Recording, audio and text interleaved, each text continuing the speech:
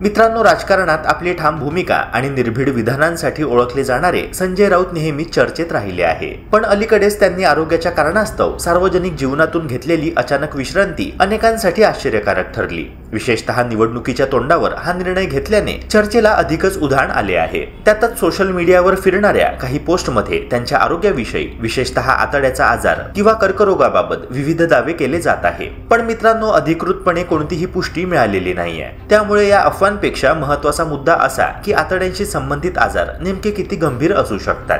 मित्रांनो, शरीरातील पोटातील पचन प्रक्रिया आणि पोषक तत्वांचे शोषण यासाठी आतड्यांचे कार्य अत्यंत महत्त्वाचे आहे. या संवेदनशील भागात कोणत्याही प्रकारची असामान्य पेशी वाढ झाली तर त्याचे परिणाम गंभीर होऊ शकतात. आतड्याच्या कर्करोगासारख्या आजाराची सुरुवात अनेकदा अगदी साध्या लक्षणांनी होते. उदाहरणार्थ, सतत पोट फुगल्यासारखे वाटणे, भूक कमी होणे, मलप्रवृत्तीमध्ये वारंवार बदल जाणवणे किंवा शरीरामध्ये अनपेक्षित थकवा येणे. ही लक्षणं साधी वाटत असल्याने अनेक वेळा लोक त्याकडे दुर्लक्ष करतात आणि त्यामुळे आजार पुढे वाढू शकतो. म्हणूनच लहान बदलही गंभीर संकेत देत असू शकतात. हे समजून घेणे देखील गरजेचे आहे. आजच्या धावपळीच्या जीवनशैलीत फास्ट फूड, तिखट मसालेदार पदार्थ, कमी फायबरचे सेवन, पुरेशी झोप न मिळणे आणि सतत ताण हे पचनाशी संबंधित समस्या वाढण्याची प्रमुख कारणं ठरतात.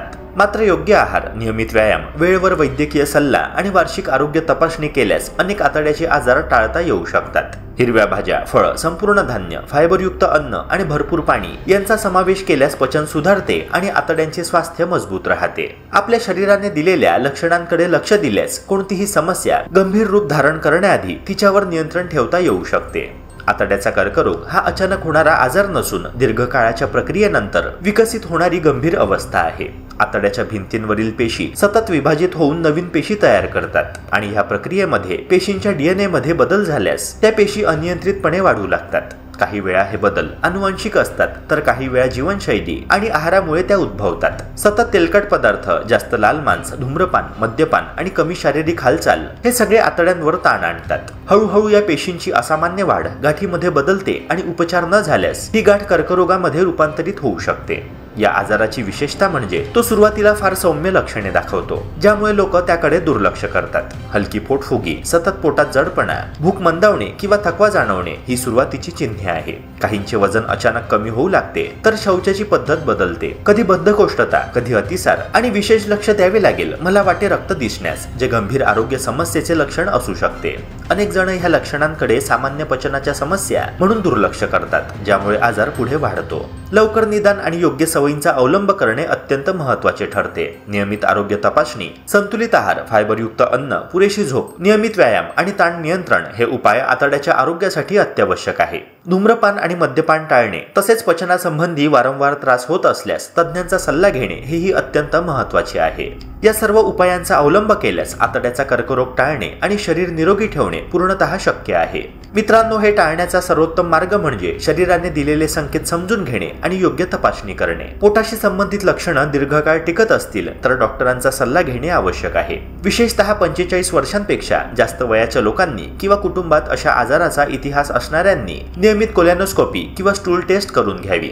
आधुनिक वैद्यकशास्त्रामुळे आतड्याचा कर्करोग सुरुवातीच्याच टप्प्यात ओळखला गेला तर उपचार प्रभावी ठरतात आणि पूर्णपणे बरे होण्याची शक्यता खूप वाढते. योग्य आहार, पुरेशा प्रमाणात फायबर, पाणी, व्यायाम आणि ताण कमी करणारी जीवनशैली ह्या सवयी लहान वाटतात पण आतड्यांचं आरोग्य मजबूत ठेवण्याचा हा सर्वोत्तम मार्ग आहे. दैनंदिन सवयी आपल्या आतड्यांच्या आरोग्यावर थेट परिणाम करतात. जेवणामध्ये पुरेसं फायबर नसेल, भाज्या, फळं कमी खाल्ली जात असतील आणि त्याऐवजी प्रक्रिया केलेलं अन्न, तळलेले पदार्थ आणि रेड मीठ जास्त खाल्ले जात असतील तर आतड्यांवरील दाह वाढतो. धूम्रपान आणि अल्कोहोलमुळे शरीरात हानिकारक रसायनं जमा होतात, जे पेशींच्या नैसर्गिक वाढीला बाधा आणू शकतात. व्यायामाचा अभाव, दीर्घकाळ बसून राहण्याची सवय, उशिरा रात्रीचं जेवण आणि सततचा मानसिक ताण यामुळे ही धोका वाढू शकतो.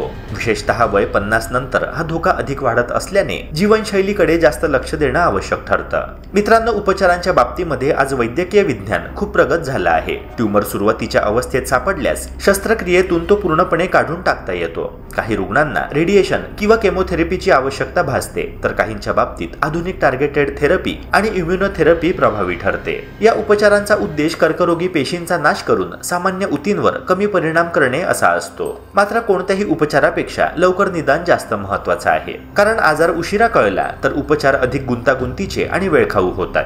आतड्याचा किंवा पचन संस्थेशी संबंधित आजार टाळण्यासाठी आरोग्यपूर्ण जीवनशैली अंगीकारणं हे सर्वात प्रभावी आणि दीर्घकालीन उपाय आहे. रोजच्या आहारामध्ये हिरव्या पालेभाज्या, कडधान्य, फळं आणि संपूर्ण धान्यांचा समावेश केल्यास शरीराला आवश्यक पोषण मिळतं आणि पचनक्रिया सुधारते. फायबरयुक्त पदार्थ आतड्यांचे आरोग्य टिकवून ठेवतात, पचनाला सहाय्य करतात आणि शरीरातील टॉक्झिन्स बाहेर काढण्यात मदत करतात.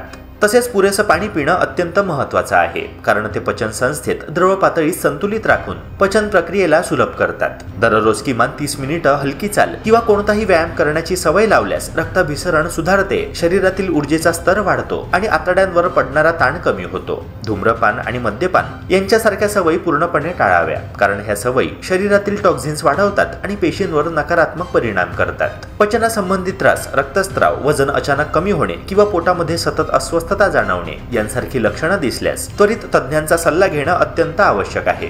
या लक्षणांकडे दुर्लक्ष केल्यास आजार गंभीर रूप धारण करू शकतो. स्वतःच्या आरोग्याची छोटीशी काळजी आज घेतल्यास शरीर निरोगी राहते, पचन संस्था मजबूत होते आणि दीर्घकालीन आरोग्याची हमी मिळते, ज्यामुळे उद्याचं जीवन अधिक आनंदी आणि सशक्त बनतं. अशाच प्रकारच्या आरोग्यवर्धक कंटेंट्स करिता आपल्या YouTube चॅनलला सबस्क्राईब करून बेल आयकॉनला नक्की प्रेस करा. भेटूया पुन्हा एका नव्या व्हिडिओसह. जय हिंद, जय महाराष्ट्र.